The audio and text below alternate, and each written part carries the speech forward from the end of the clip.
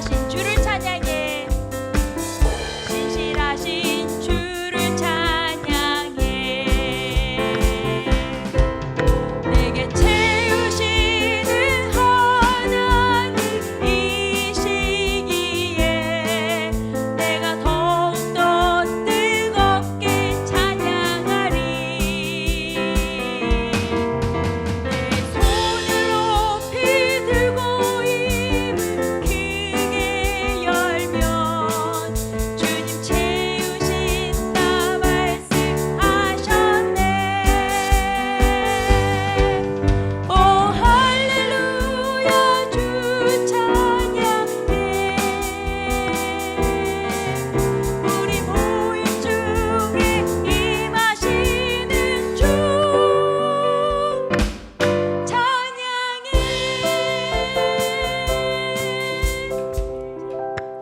고백하는 시간을 갖겠습니다. 어느 누구의 힘도 아니고 나의 힘이 되시는 여호와 하나님을 내가 사랑한다고, 내가 생각한다고, 내가 의지한다고 고백하는 시간을 갖겠습니다. 나의 힘이 되신 여호와여, 내가 주님을 사랑합니다.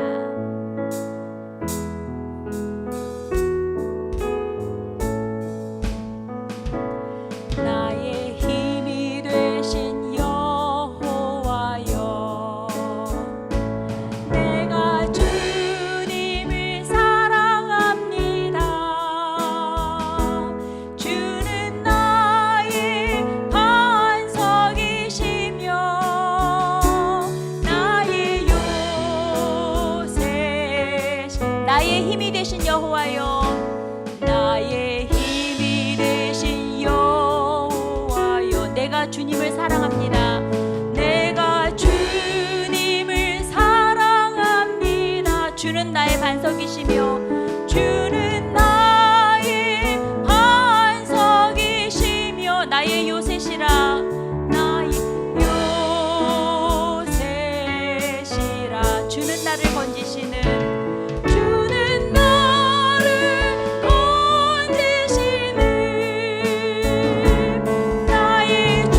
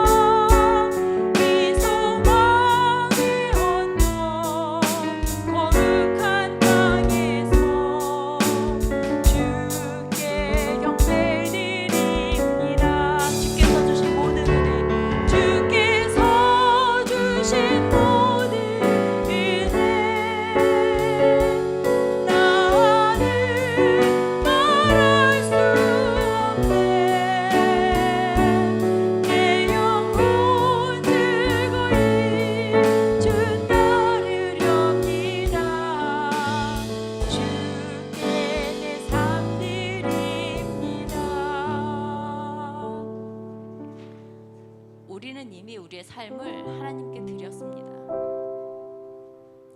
그 생각을 잊지 마시고 다시 한번 고백하고 하나님께 부탁드리는 노래를, 찬양을 부르겠습니다. 나는 하나님을 알고 있고 하나님은 나를 아시고 내가 하나님을 믿는데 아직도 내 마음에는 왜 이렇게 힘들지? 왜 이렇게 어렵지? 다른 사람은 안 그런 것 같은데 저도 무지 힘들거든요. 왜 나만 겪는 고난이냐고 우리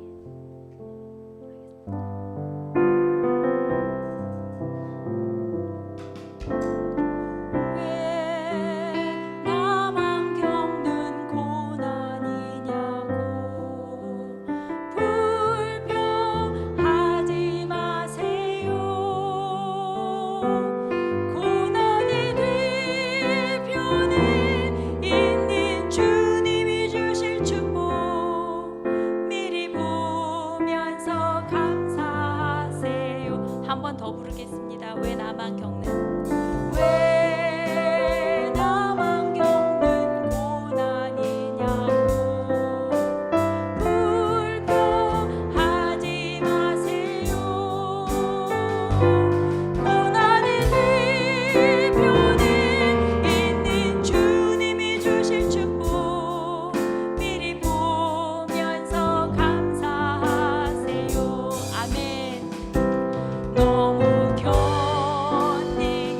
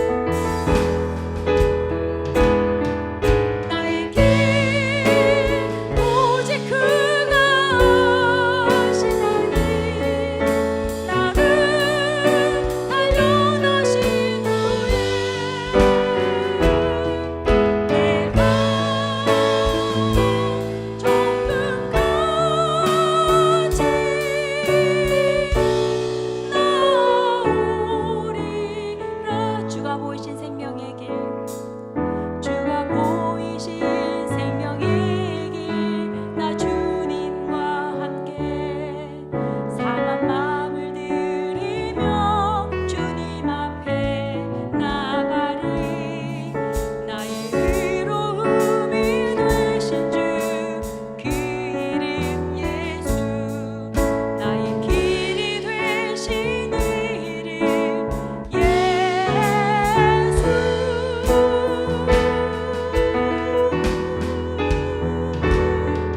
나의 길 오직 그가 아시나니, 나를 날려다신 후에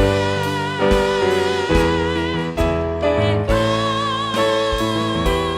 정금같이 나오리라.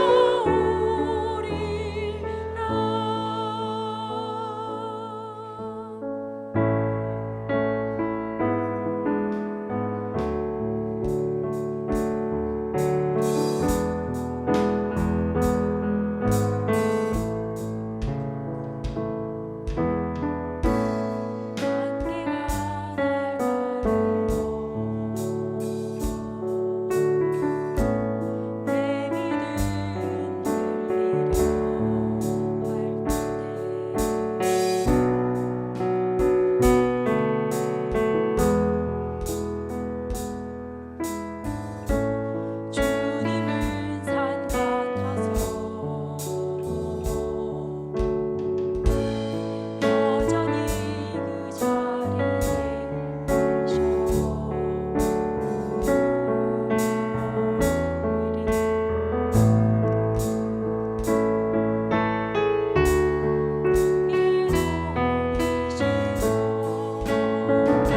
주의 계획 영원하시네. 주의 위엄 앞에 믿음으로 순종해 예배드리리. 주님께서 날 이끄시며 주가 항상 함께 하시네. 주의 사랑 안에 믿음으로 순종해 예배드리리. 영원히 안개가 날 가리워, 안개가 날 가리워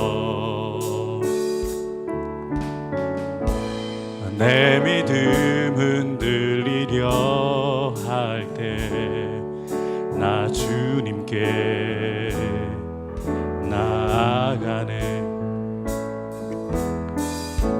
주님은 산 같아서 여전히 그 자리에 계셔. 눈을 들면 보이리라 날 위한 그 사랑. 주는 나의 도움이시며 주의 계획 영원하시네. 주의 위엄 앞에 믿음으로 순종해 예배드리리. 주님께서 날 이끄시며 주가 항상 함께 하시네. 주의 사랑 안에 믿음으로 순종해 예배드리리. 영원히.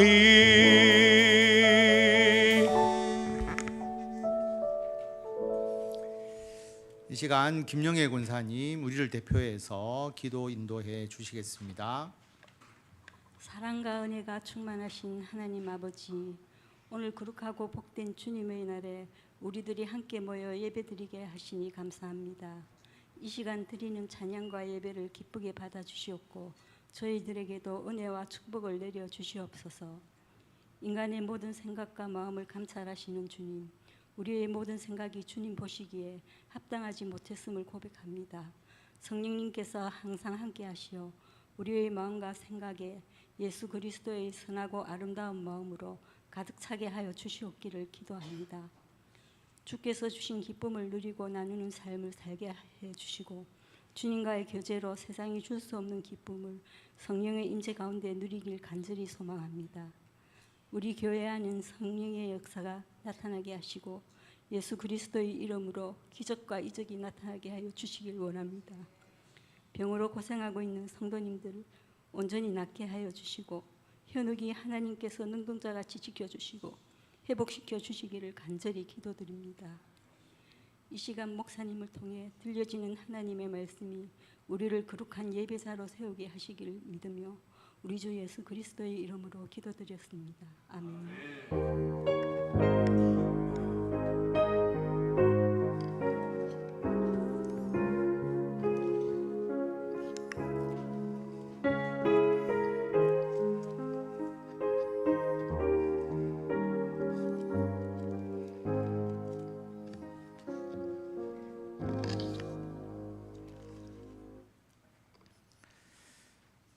우리에게 고난과 고통이 있는 이유, 오늘 욥기를 중심으로 하나님의 말씀을 같이 나누겠는데요.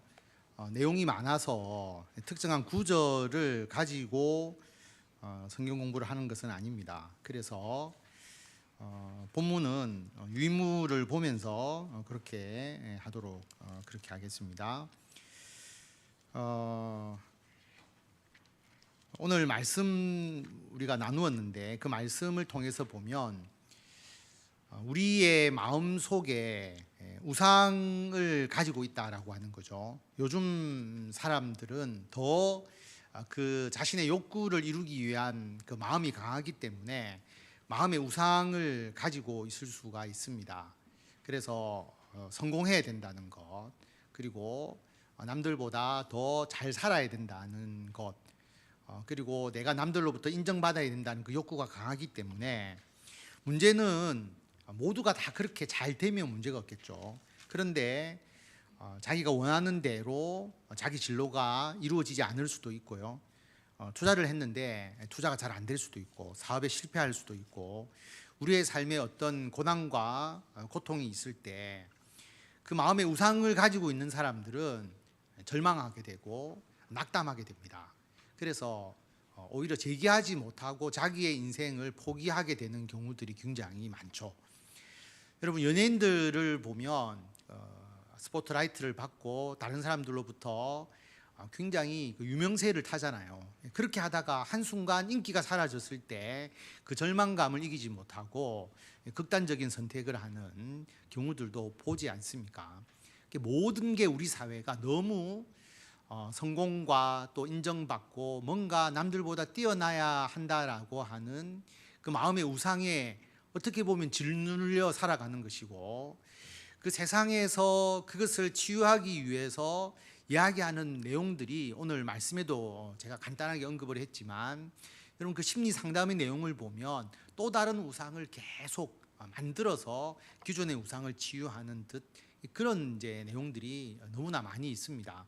그래서 오늘은 왜 우리에게 고난과 고통이 있는지 이 내용에 대해서 하나님의 뜻을 깨닫게 되면 우리에게 일어나는 고난과 고통을 능히 이겨낼 수 있고 대응할 수 있는 힘과 능력이 되고, 그 고난과 고통을 대수롭지 않게 이것은 하나님의 뜻 안에서 이루어지는 어떤 일이다라는 것을 깨닫고 극복해 나갈 수 있게 되는 것이죠. 극복하는 게 중요하지 우리들의 삶에 어떤 고난과 고통이 전혀 없을 것이다, 그렇게 우리가 살아가는 인생이 아니다라고 하는 것입니다. 누구에게나 찾아오고 앞으로 또 찾아올 수 있는 그런 내용이기 때문에 그 뜻을 우리가 한번 하나님의 말씀을 통해서 볼 수 있도록 제가 정리를 해보았습니다. 성경에 이 부분이 뭐 일목요연하게 나와 있는 게 아니잖아요. 제가 설교도 하고 또 성경 공부도 하고 또 많이 묵상도 하고 하면서 제 나름대로 정리한 부분인데 질문하실 내용이 있을 수 있을 것입니다. 그래서 오늘은 설교가 아니고 우리가 성경 공부니까 중간중간에 또 마지막에 제가 질문이나 또 서로가 의견을 나눌 수 있는 시간도 좀 마련을 하고요. 목사님 이런 부분이 빠져 있는 것 같습니다 라고 나중에라도 이야기해 주시면 우리에게 고난과 고통이 있는 이유를 추가시킬 수도 있습니다. 그러니까 저는 묵상을 해서 한 4가지 정도로 정리를 해봤는데요. 첫 번째 유인물을 보시면 우리가 죄를 지었을 때 우리의 죄를 깨닫고 돌아오게 하기 위한 하나님의 손길이다. 우리가 고통과 고난을 겪지 않으면 내가 잘못하고 있다는 것을 깨닫지 못하는 경우가 많죠. 그래서 죄의 길로 직진해서 계속 나가기가 쉽습니다. 그럴 때 하나님께서 우리들이 죄를 깨닫고 하나님께로 돌아오도록 방향 전환을 하도록 고통과 고난을 주실 때가 있습니다. 사례가 너무 많은데요. 성경에 대표적인 것을 보면 우시야 왕이 하나님을 잘 섬기는 왕이었거든요. 그런데 그 우시야가 강성해지니까 그의 마음이 교만하게 됩니다. 그래서 왕은 그 제사장의 역할을 할 수가 없거든요. 왕은 나라를 다스려야 되는 것이고 대제사장이 하나님을 예배하는 제사장의 역할을 하게 되는데 우시야가 성전에 들어가서 향단에 분향하려고 합니다. 하나님의 그 질서를 깨트리는 거죠. 율법을 깨트리는 겁니다. 그러니까 우시야에게 나병이 생기게 됩니다. 나병이 생기면 아예 성전에 접근 자체가 안 되잖아요. 그래서 별궁에 거하게 되는. 그래서 아예 그 죄를 범하지 못하도록 그리고 자기의 죄가 분명히 있다는 것, 잘못했다는 것을 깨닫게 하기 위해서 우시야에게 나병이 생기는 사건. 그 다음에 누가복음 15장 13절에 보면 우리가 잘 아는 탕자의 비유잖아요. 둘째 아들이 아버지 유산을 다 받아서 유산을 받는 게 이 당시에 왜 문제냐 하면 아버지가 돌아가셔야 받는 게 유산인데 유산을 달라고 한 것은 쉽게 말하면 아버지 좀 빨리 돌아가셨으면 좋겠다라는 생각과 같은 것이었죠.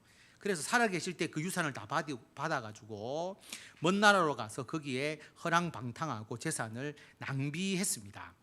자, 이것은 비유의 이야기지만 그렇게 했을 때에 나라가 크게 흉년이 들어서 그가 비로소 궁핍하게 되죠. 돼지가 먹는 쥐엄 열매로 배를 불리려 했지만 그것조차 먹을 수가 없었습니다. 그래서 가진 돈 다 탕진하고 흉년이 들어서 먹을 것이 없게 되니까 그때서야 아버지를 생각하고 아버지의 집을 기억하게 되는 거죠.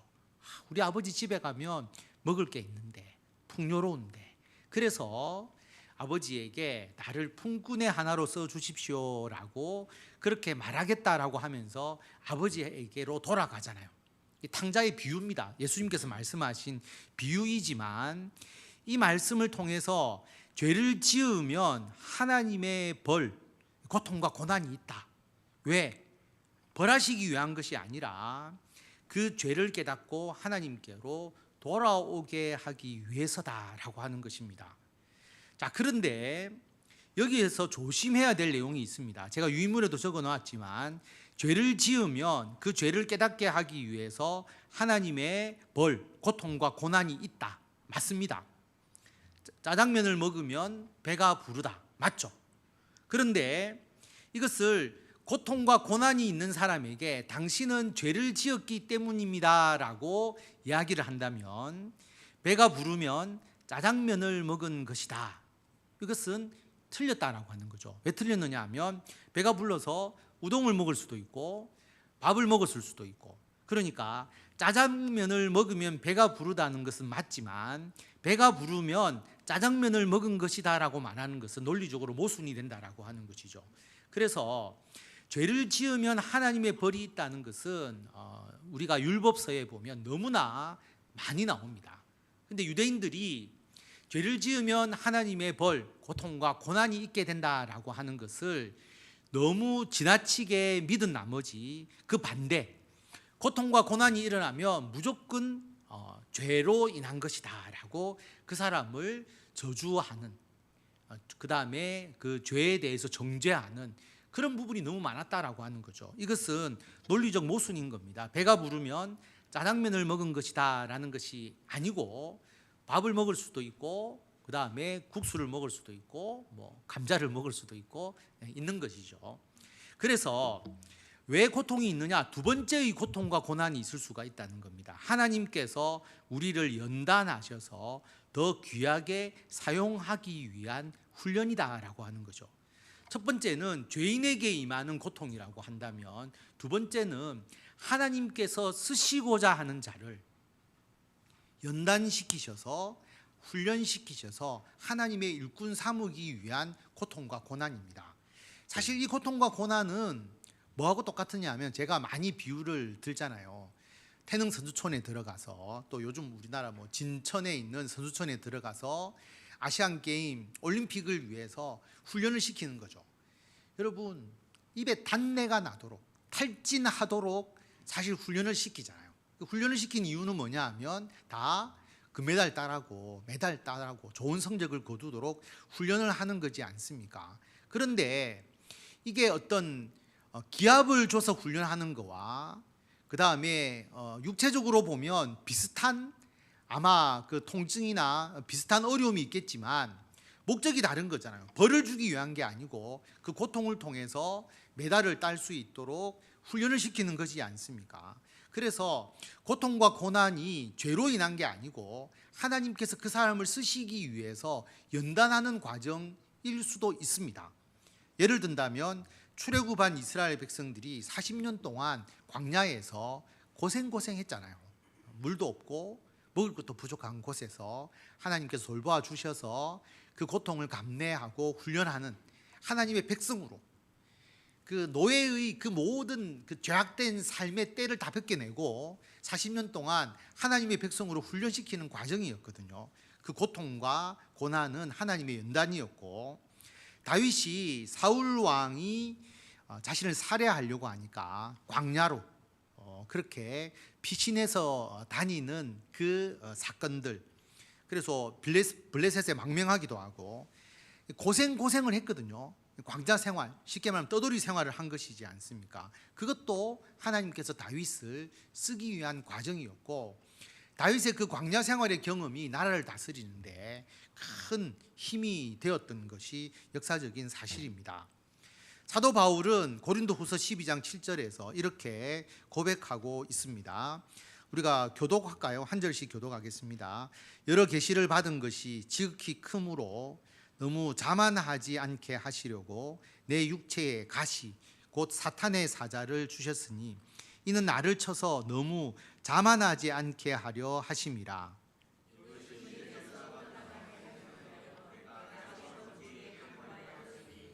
나에게 이르시기를 내 은혜가 내게 족하도다. 이는 내 능력이 약한 데서 온전하여 짐이라 하신지라. 그러므로 도리어 크게 기뻐함으로 나의 여러 약한 것들에 대하여 자랑하리니 이는 그리스도의 능력이 내게 머물게 하려 함이라. 그러므로 내가 그리스도를 위하여 약한 것들과 능욕과 궁핍과 박해와 공고를 기뻐하노니 이는 내가 약한 그때의 강함이라. 아멘. 사도 바울이 당시에 엘리트 중에 엘리트였잖아요. 이 당시에 가말리엘의 문화에서 교육을 받은 엘리트였습니다. 로마 시민권자였죠. 신분적으로나 그리고 지식과 지혜 측면에서 다른 사람이 따라올 수 없을 정도의 엘리트였고, 거기다가 예수님을 믿고 난 이후에 하나님께서 이 사도 바울을 사도로 쓰셨죠. 그래서 하나님의 계시를 받고, 계시를 받은 게 너무 크기 때문에 사도 바울이 자만하거나 교만할 가능성이 굉장히 많았다라고 하는 겁니다. 그래서 사도 바울의 육체에 가시를 주셨다. 사탄의 사자, 뭔지는 구체적으로 나와 있지 않습니다. 그런데 사도 바울이 그 육체의 가시, 자기 몸의 어떤 핸디캡이나 또는 어떤 질병이라고 볼 수가 있거든요. 어떤 분은 사도 바울이 안질이 있어서 눈이 좋지 않았다라고 하는 것도 있고, 어떤 분은 뭐 간질이 있었다고 이야기하는 사람도 있고, 또 유대인들이 괴롭히는 것, 또 또 사도 바울의 어떤 외모적인 측면, 사도 바울이 글은 잘 쓰는데 말을 잘 못하고, 그리고 다른 사람 앞에서 사도 바울이 봤을 때 사도 바울이 그렇게 카리스마 있게 안 보였거든요.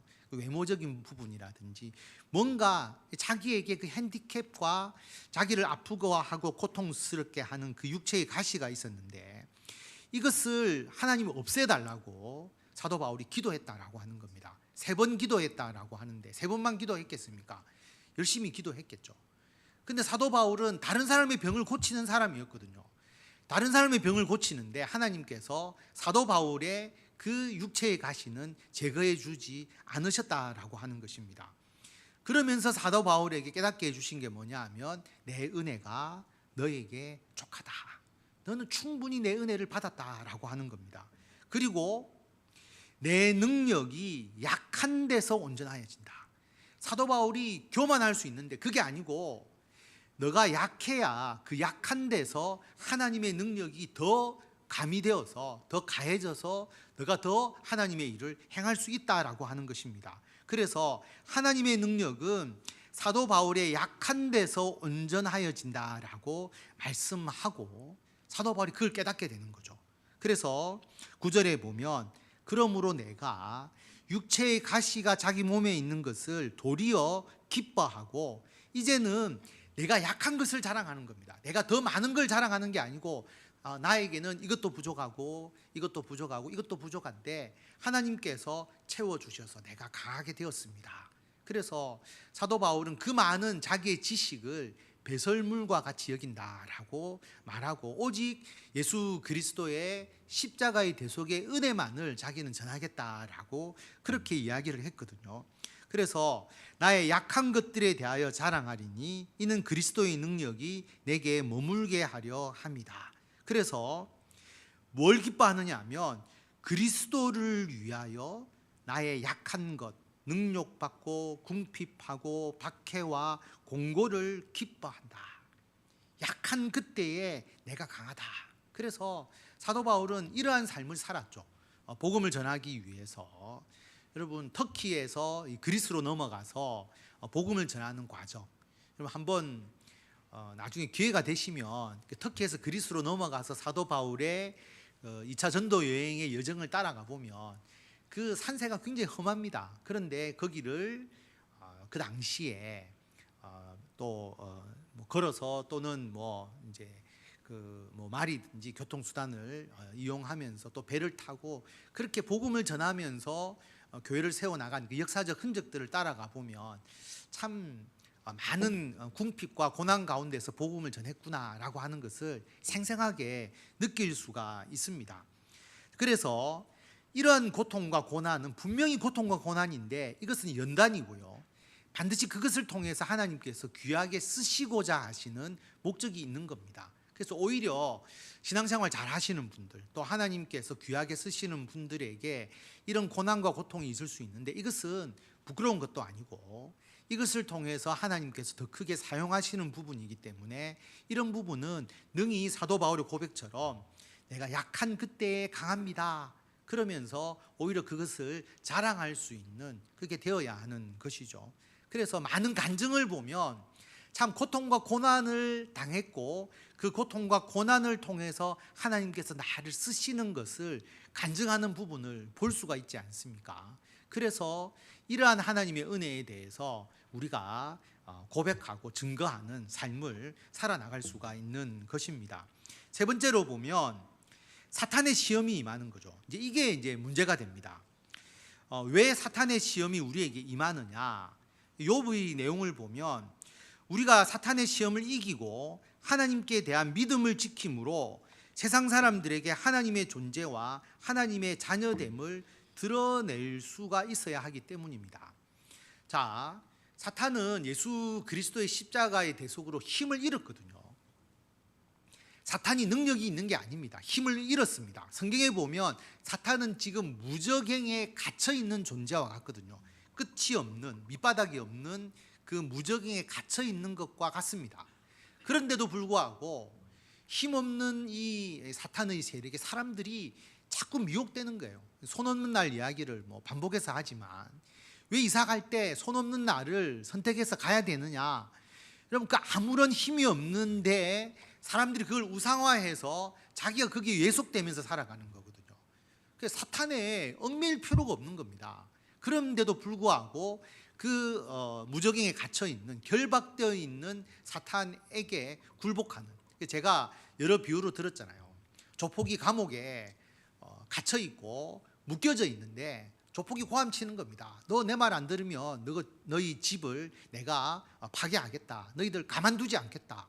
분명히 조폭은 감옥에 갇혀 있는데 그 말이 두려워서 조폭에게 굴복하는 것과 같다라고 하는 것이죠. 사탄이 힘이 있는 게 아니라 결박되어 있음에도 불구하고, 그래서 사탄의 시험이 우리에게 임할 수가 있습니다. 그런데 그 사탄과 맞서 싸워 승리하는 모습을 누군가는 보여줘야 되지 않습니까?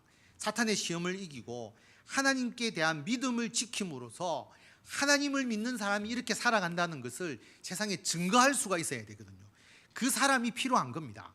그래서 욥 이야기는 이 이야기입니다. 욥기가 좀 길기 때문에 읽기가 상당히 어려운데요. 굉장히 어려운데 한번 읽어보시면 욥은 온전하고 정직하여서 하나님을 경외하고 악에서 떠난 자다라고 1장 1절에 기록되어 있습니다. 그리고 아들 7과 딸 3을 두었고요. 그의 소유물은 어마어마했습니다. 요즘으로 말하면 한 재벌급 정도 됩니다. 실제로 보면. 그런데 사탄이 시험을 하죠. 사탄이 하나님께, 욥이 하나님 잘 섬기는 것, 이거 하나님께서 복 주셨기 때문이 아닙니까? 소유물이 잘 되고 자녀가 잘 되니까 하나님 믿지, 그 소유물을 하나님께서 거두어 가시면 하나님 분명히 안 믿을 겁니다. 하나님 저주할 겁니다. 그렇게 이야기를 했죠. 그래서 9절과 11절에 보면 사탄이 하나님께 그렇게 이야기를 합니다. 욥이 하나님을 섬기는 것은 자녀가 잘 되고 소유물이 풍족하도록 복을 주셨기 때문이다. 자녀와 소유물을 치면 하나님을 욕할 것이다. 그래서 하나님께서 허락을 하십니다.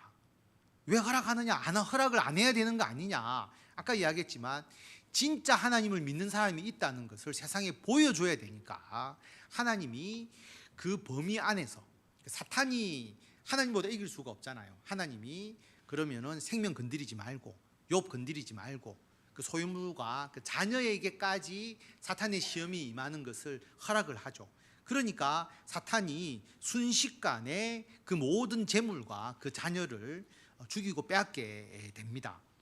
그랬을 때의 욥의 반응이 1장 20절에 나옵니다. 제가 밑에 적어놨는데요. 우리 다 같이 한번 읽도록 하겠습니다. 욥이 일어나 겉옷을 찢고 머리털을 밀고 땅에 엎드려 예배하며 이르되 내가 모태에서 알몸으로 나왔사온즉 또한 알몸이 그리로 돌아가올지라. 욥이 이렇게 고백을 하죠. 고통스럽지 않은 게 아닙니다. 겉옷 찢고 머리털 밀고, 그 애통과 회개의 표현이거든요. 그러면서 땅에 엎드려서 예배하면서 내가 모태에서 알몸으로 나왔지 않았느냐, 알몸으로 돌아갈 거다. 자기가 가지고 있는 모든 것을 잃어도 하나님을 저주하지 않습니다. 자, 뒤에도 계속 나오는데요. 같이 읽도록 하겠습니다.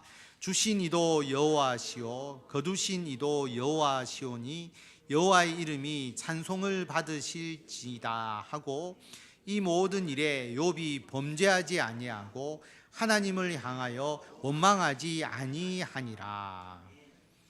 자, 분명히 욥이 하나님께 대한 믿음을 지킴으로써 사탄의 시험에서 승리를 했습니다. 사탄이 패배를 했거든요.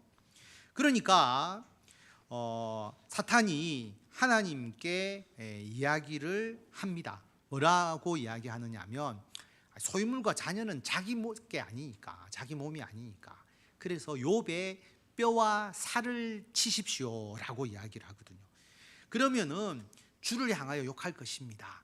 욥의 몸을 건드리라고 하는 것이죠. 그래서 하나님께서 또 이제 허락을 하시죠. 생명은 건드리지 마라. 사탄이 사람을 죽일 수도 있다는 것을 의미하는 거잖아요. 생명을 건드리지 마라. 하나님께서 딱 보호하시고 대신에 이제 몸을 치도록 허락을 해 주시니까, 제가 설교 시간에도 이야기했지만 그 사람을 가장 고통스럽게 만드는 질병이 질병이 아마 피부병인 것 같아요. 그러니까 목숨을 해하지 않는 어떤 우리가 죽을 병이 아닌 것. 그래서 머리부터 정수리에서부터 발바닥에 이르기까지 종기가 나서 너무 고통스럽게 만든 겁니다. 진짜 뭐 뼈가 다 드러날 정도로 고통스러웠다라고 욥기를 읽어보면 나오거든요. 너무나 고통스러웠습니다. 거기다가 이제 옆에서 기름을 붓는 이제 아내, 그죠? 제가 여러 번 뭐 말씀을 드리지만 왜 다 죽였는데 아내를 안 죽였을까라고 생각을 해보면 아내가 남아서 계속 욕하게 만드는 게 더 시험에 빠지는 것이었다. 그래서 아내는 살려두고 아내가 하나님 욕하고 죽어라 계속 이제 옆에서 이야기하니까 더 스트레스 받는 것이죠. 실제로 보면. 그리고 욥의 친구들이 이제 오게 됩니다. 그런데 유인물 10절 2장 10절에 보면 여기 보면 우리가 하나님께 복을 받았은즉 화도 받지 아니하겠느냐 하고 모든 일에 욥이 입술로 범죄하지 아니하였다. 욥은 왜 이 일이 일어난지를 사실은 몰랐습니다. 하나님이 나에게 화를 주셨다라고 잘못 생각한 것이거든요. 그러니까 하나님께 복도 받았으니까 하나님께서 화를 주실 것이다. 하나님 우리에게 이유 없이 화를 주시는 분이 아니시거든요. 그러면서 욥의 고민이 시작됩니다. 근데 욥의 친구들이 이 세 명의 친구들이 나오게 되는데 욥을 위로하기 위해서 옵니다. 처음에 성경에 보면 위로하려고 오고요. 처음에 와서 아무 말 하지 못하고 욥의 고통을 보고 같이 울면서 욥의 고통에 동참하는 것처럼 보였는데 그 다음부터 이제 욥의 세 친구가 돌아가면서 이야기하는 내용이 욥기의 전체적인 내용입니다. 세 친구 이야기하면 욥이 반론하고 또 이야기하면 반론하고 그 내용을 어마어마하게 적어놨어요. 좀 압축했으면 훨씬 읽기 편할 것인데 왜 이걸 다 적어 놓으셨을까? 저도 고민을 했습니다. 제가 욥기 새벽기도 예전에 할 때 보면 하루에 한 장씩 읽는데 이 욥기를 40일 동안 읽어야 되잖아요. 너무 힘든 거예요. 그래서 이번에 욥기를 빼고 갈까라고 제가 지금 생각하고 있는데 읽는 분도 힘들고 전하는 분도 힘들고 근데 왜 그 내용을 다 적었을까? 친구들이 이야기하는 그 시시콜콜한 그 모든 내용을 다 기록한 것은 여러분 그런 과정을 통해서 나중에 하나님의 뜻을 비로소 깨닫는 겁니다. 이게 한 5장 정도밖에 안 되어서 욥이 이런 고통을 당했다. 친구들이 와서 이런 이야기를 했다. 그래서 욥이 하나님의 뜻을 깨달았다. 이렇게 했으면 너무 간단할 건데 여러분 그 많은 논쟁의 과정들을 보여주심으로써 우리가 하나님의 뜻을 깨닫고 하나님께 온전히 신뢰하면서 하나님을 믿고 나아갈 수 있는 길의 과정이 간단한 게 아니다는 겁니다. 제가 이렇게 요약해서 이야기를 하지만 막상 우리 인생에서 그런 고통을 당했을 때 우리가 그 뜻을 깨닫고 하나님께 온전히 순종하기까지의 과정은 결코 간단하지 않는 것이거든요. 그것을 욥기가 보여주고 있는 것입니다. 근데 이 세 명의 친구가 와서 뭐라고 이야기하냐면 많은 얘기를 하지만 결론은 뭐냐 하면 너 죄를 지었다. 너 죄를 지어서 하나님이 벌 내린 것이다. 아까 1번의 내용 그걸 가지고 배가 부르니까 짜장면을 먹은 것이다. 이렇게 이야기를 하는 거예요. 너가 고통을 당했으니까 너는 너가 죄를 지은 줄 모르지만 모르고 지은 죄라도 분명히 있다. 회개해라. 정죄하는 거죠. 욥이 억울한 겁니다. 나는 하나님 앞에 그렇게 죄 지은 것 같지 않은데 왜 내가 이런 벌을 받아야 하느냐에 대해서 욥이 끊임없이 고민하게 되고 억울함을 토로하는 것이죠. 그래서 제가 중간에 적어 놓았지만 욥은 자신의 결백을 주장합니다. 나는 고통을 당할 이유가 없다라고 항변을 하죠. 그리고 하나님께 왜 내가 이런 고통을 당해야 됩니까? 라고 그 이유를 알게 해달라고 그렇게 하나님께 하소연을 합니다. 그리고 하나님 앞에 누가 내 이 의로움을 내가 결백함을 좀 나타내줄 중재자가 있었으면 좋겠다 이렇게 이야기를 하고요. 고통과 고난을 당하는 것이 억울하다 이런 생각을 갖고 있었던 겁니다. 어떻게 보면 억울하지만 하나님께 대한 원망 이런 게 좀 아무래도 내포되어 있는 것이죠. 하나님께서 욥을 괴롭히시는 것이 아닙니다. 하나님에 대한 믿음을 증명하는 일꾼이 필요하다는 거죠. 그런데 그게 왜 욥이어야 하느냐라고 하는 겁니다. 여러분 일제 시대 때 신사참배가 만연하잖아요. 그래서 대부분의 교회, 교단이 신사참배는 국가적 의식이지 종교 행위가 아니다. 그래서 신사참배를 허용하지 않습니까? 그런데 신사참배를 거부하는 목사님들이 있었죠. 주기철 목사님 대표적으로. 그럼 주기철 목사님이 그 고통을 당하면서 순교하잖아요. 순교하시잖아요. 그러면 우리가 이렇게 생각할 수 있잖아요. 왜 주기철 목사님은 그 감옥에서 옥고를 치르고 순교해야 되느냐? 하필 왜 주기철 목사님이냐? 그렇게 생각할 수 있지 않습니까? 그 목사님의 사모님, 그 자녀들의 입장에서 보면 왜 우리 아버지가 그 대상이 되어야 되느냐? 우리 아버지가 믿음 지키지 않고 사실 신사참배했다가 나중에 회개하고 다시 예수님을 일을 해도 되잖아요. 그런데 왜 끝까지 내 아버지가, 내 남편이 그 일을 해야 되느냐에 대한 고민을 자녀들이 가질 수 있잖아요. 제가 설교 때 여러 번 이야기를 했지만 주기철 목사님의 아들은 그 아버지가 고문당하는 모습을 보면서 나중에 실어증에 걸리기도 하고 굉장한 이제 정신적 충격을 받잖아요. 근데 나중에 그 주기철 목사님의 그 가문, 믿음의 가문이 굉장히 훌륭한 가문으로서 나중에 회복되게 되지 않습니까? 그런 모습을 우리가 보게 되는데 왜 내 남편이냐? 왜 내 아버지냐? 주기철 목사님 입장에서 보면 왜 나냐? 주기철 목사님이 정말 대단해서 그 고문을 이겨내고 믿음을 지킨 게 아니거든요. 그 간증 그 아들의 그 간증 그 내용이 있잖아요. 그 보면 주기철 목사님도 다 같이 옥고를 치른 목사님이 어떤 분은 돌아가시고 어떤 분은 너무 고문을 많이 하니까 그걸 이겨내지 못하고 다 이제 신사참배를 이제 하겠다라고 이제 전향을 하고 그렇게 풀려나는 분들이 한 분 한 분 있으니까 주기철 목사님도 자기도 포기하고 싶은 마음이 있잖아요. 사람인데 그걸 절대로 고문을 이겨낼 수가 없거든요. 그래서 자기가 포기하려고 하는 순간 주님께서 나타나셔서 기철아 너도 나를 버리려느냐. 그 말씀을 탁 듣고 주기철 목사님이 배반을 할 수가 없는 거예요. 하나님께서 예수님께서 직접 선택을 하시니까 자기가 어떻게 그 경험을 하고 자기가 신사참배를 하겠다 하고 돌아갈 수가 있겠습니까? 그러니까 예수님이 선택하셔서 그렇게 믿음의 일꾼으로 세워주시니까 지금 우리 모든 기독교인들이 주기철 목사님 그리고 그때 신사참배를 반대하고 순교하신 분들 그분들을 생각하면서 우리들의 믿음을 지켜낼 수 있잖아요. 주님께서 선택하신 것이거든요. 그런데 욥도 마찬가지로 사탄이 그 시험에서 믿음을 드러내었지만 왜 욥이어야 하느냐? 하나님 왜 납니까? 라고 분명히 이야기할 수가 있는 것이죠. 그래서 하나님께서 답을 주십니다. 여러분 우리 답지는 너무 양이 많아서 직접 성경을 한번 우리가 보고 자 38장을 한번 보세요. 욥기 38장을 보시면 자 앞에서 지루한 논쟁 너 죄 때문에 그렇다 그렇게 이야기를 하다가 친구들이 하나님께서 38장에서 등장을 하십니다.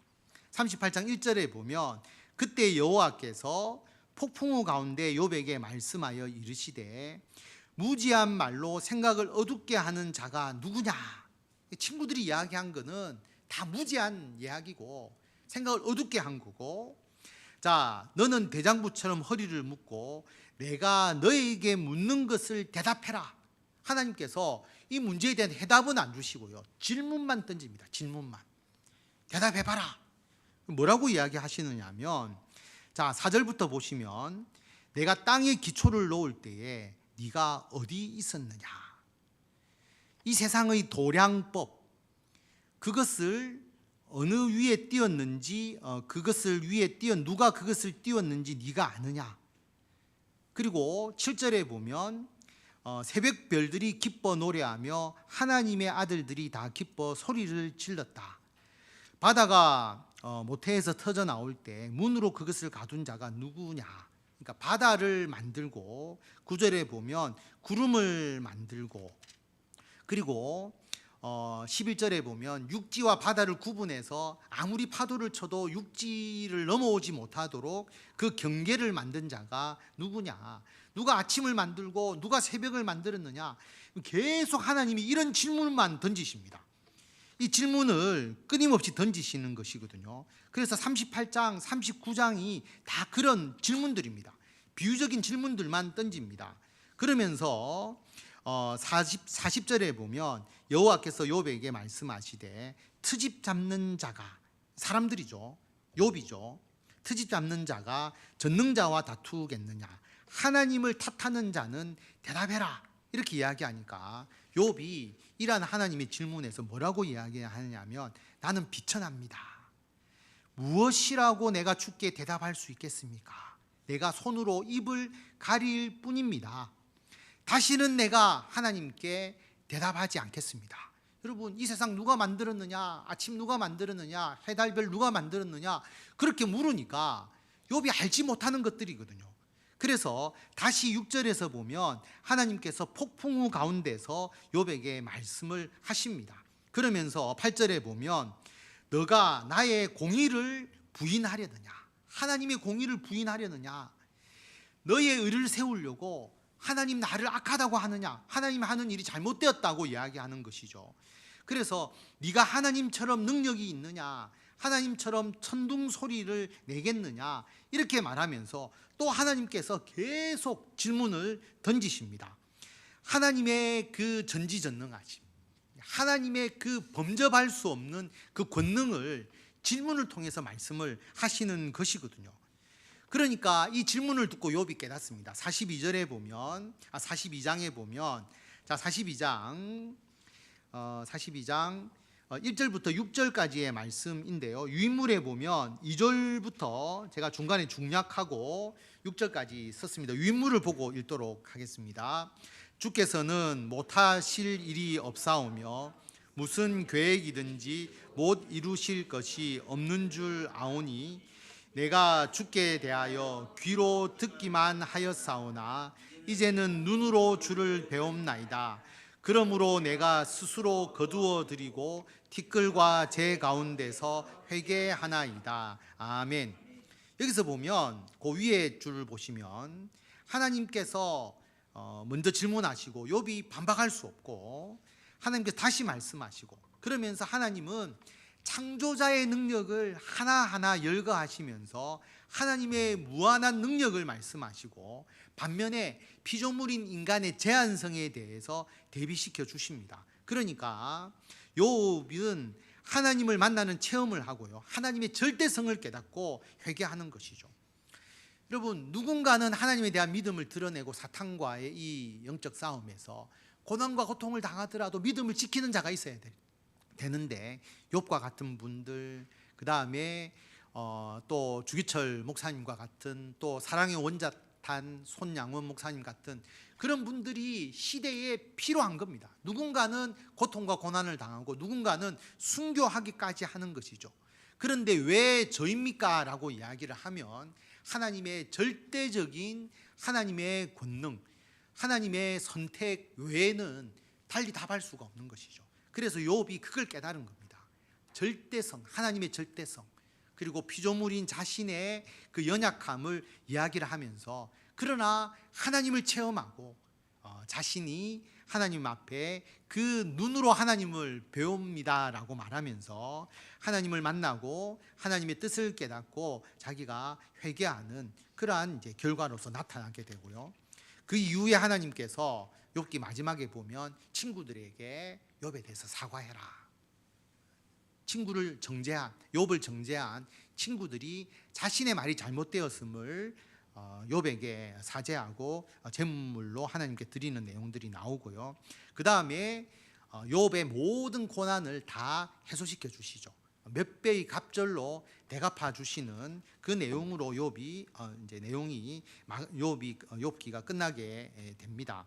그래서 여러분, 하나님의 절대성 외에는 이 이야기를 할 수는 없고, 누군가는 믿음을 지키면서 믿음을 드러내는 그런 일들이, 그런 사명을 감당해야 된다라고 하는 것, 이것을 알 수가 있고요.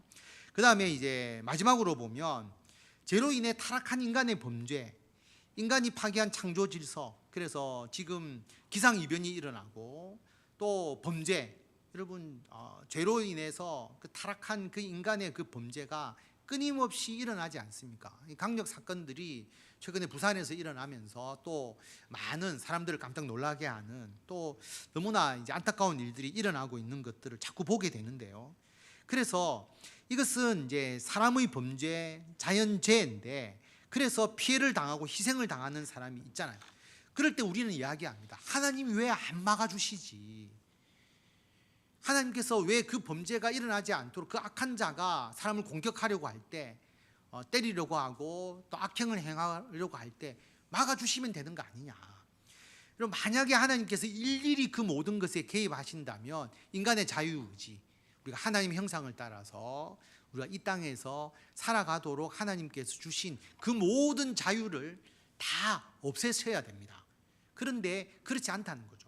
결국 자유의지를 받은 인간의 독립적 행위가 우선되는 것은 분명한 것인데 그러나 그 행위의 결과에 대해서 하나님은 심판하신다. 하나님께서 반드시 그 행위에 대해서 심판하신다라고 하는 것, 이것은 분명한 사건입니다. 그래서 사전에 다 맞고 다 하나님의 뜻대로 하면 우리 인간은 딱 프로그램대로 움직이는 로봇이나 꼭두각시밖에 안 되기 때문에 하나님께서 가슴 아프지만 하나님께서 인간에게 주신 그 자유의지를 쓰게 하시되 그 행위에 대한 심판을 통해서 다스려 나가신다라고 하는 것이고요. 희생된 분이 왜 그 사람인가? 여러분, 왜 하필 그 사람을 왜 죽였을까? 사고가 나서 어떤 사람이 죽는데 왜 그 사람일까? 이런 생각이 들잖아요. 이 문제에 대한 해답은 욥의 결론과 같다라고 하는 거죠. 우리가 하나님의 공의나 하나님의 선택에 대해서 이렇게 저렇게 말할 수 없는, 그러니까 하나님의 절대성이 있기 때문에 그것은 욥의 결론과 같습니다. 그러면 그분들이 너무 불쌍한 거 아닙니까? 그분들이 너무나 안타까운 죽음 아닙니까? 여러분, 그렇게 생각한다면 순교하는 분이 다 안타깝고 허망된 죽음처럼 돼버리잖아요. 그게 아니고 이 세상의 삶이 끝이 아니기 때문에 영원한 하나님의 나라가 있기 때문에 하나님의 행위는 선하게 되는 것이죠. 그래서 순교하신 분들이나 또 여러 가지 고통 가운데서 믿음을 지키다가 또는 어떤 사건이나 사고나 어떤 피해를 입은 그 사람들이 있다고 할지라도 결국 이 땅에서의 삶이 유한하고 영원한 하나님의 나라라는 존재가 있기 때문에, 하나님의 나라가 있기 때문에 그 모든 것은 하나님의 행위와 하나님의 선택은 선하게 이루어질 수밖에 없다라고 하는 것이죠. 유한한 것이 아니라 영원을 놓고 하나님이 심판하시기 때문에, 하나님께서 그것을 통해서 다스리시기 때문에 그렇다라고 볼 수가 있습니다. 자, 우리에게 고난과 고통이 있는 이유 여러 가지가 있겠지만 제가 고민하고 묵상하면서 압축하니까 한 4가지 정도가 나옵니다. 목사님, 다른 게 있는 것 같습니다 라고 말씀하시면 그런 부분에 대해서 충분히 또 제가 고민을 하고 또 하나님의 말씀을 통해서 더 추가해 나갈 수가 있고요. 제가 생각하기에 한 4가지 안에서 다 정리가 될 수 있는 것 같습니다. 시간이 많이 지났지만 혹 이걸 또 개인적으로 물으라면 잘 안 묻잖아요, 그죠, 여러분들? 혹시 뭐 질문이나 또 궁금한 것이 있으시면 말씀해 주시면 제가 답변을 해드리도록 하겠습니다. 짧게 끝내려고 했는데도 말을 하다 보니까 좀 길어졌네요. 너무 강의를 잘하면 질문이 없을 수 있고 내용을 이해 못해도 질문이 없을 수가 있는데 어떤 건지는 알 수가 없겠습니다. 제가 기도하고 마치도록 하겠습니다. 하나님, 우리에게 고난과 고통이 있을 때 그 고난과 고통의 의미를 깨닫고 어떻게 그것을 극복해 나가고 이겨 나갈 수 있는지를 우리가 확신을 가지게 되면 어떠한 것도 우리 마음에 우상이 되지 않고 우리가 낮고 우리가 더 천하고 우리가 부족한 가운데서도 하나님께서 함께 하셔서 나의 이 모든 것을 이루어 주셨다는 그러한 믿음 하에서 우리가 이겨낼 수 있고 그것을 극복해 나갈 수 있고 오히려 나의 약함이 자랑이 되면서 다른 사람들에게 주님의 살아계심을 증거할 수가 있습니다. 우리가 성공이라는 또 인정받아서 더 높아지려고 하는 그러한 우상에서 벗어나서 진정 우리들의 약함, 우리들의 연약함, 그러나 하나님이 강하셔서 우리를 이끌어 주셔서 이 세상에서 뛰어나게 하시고 하나님이 거룩한 일을 감당하여 주셨다는 이 고백을 우리가 항상 간직하면서 하나님을 위하여 헌신하게 하여 주시고 어떠한 상황 가운데서도 우리가 절망하지 않고 하나님께 감사하면서 하나님의 영광을 나타내면서 창조주로서 우리들을 가장 좋은 길로, 절대적인 권한으로 우리들에게 가장 행복하고 복된 길로 인도하여 주시는 하나님이심을 깨닫고 오직 하나님께 맡기며 감사하며 찬송하며 나아가는 우리 모두가 될 수 있도록 인도하여 주시옵소서. 아버지, 욥이 그 수많은 고민과 그리고 논쟁과 그리고 그 의문과 그 가슴 아픔을 통하여서 귀한 하나님과의 만남과 하나님의 뜻을 깨달은 것처럼 아버지, 우리에게 고난이 있고 또 몸이 아프고 또 질병으로 힘들어하는 모든 성도들, 그 과정을 헤쳐나가기가 쉽지 않습니다. 우리가 함께 격려하고 그들을 북돋아주고 함께 기도하고 함께 울어주고 함께 기뻐하면서 그 모든 것을 이겨낼 수 있도록 하나님께서 우리 위에 함께 하여 주시고 우리에게 늘 믿음을 다하여 주시고 위로하여 주셔서 우리가 낭망하지 않고 그 모든 것을 이겨낼 수 있게 하여 주시고 우리가 어떠한 마음의 우상 그것을 다 내려놓고 오직 주님께 감사하며 주님을 위해서 살아가는 우리들이 되게 하여 주시고 오늘 오전에 예배 드리고 또 교제와 나눔을 통해서 귀한 말씀을 나눈 이 귀한 말씀들이 우리 심령에 뿌려져서 30배, 60배, 100배의 결실하는 아름다운 역사가 있게 하여 주시고 한 주 동안 말씀에 의지하여서 늘 승리하는 우리 성도들 다 되게 하여 주시기를 간절히 빌고 원하오며 예수님의 이름으로 기도드립니다. 아멘. 네, 축도는 없고요. 이렇게 마치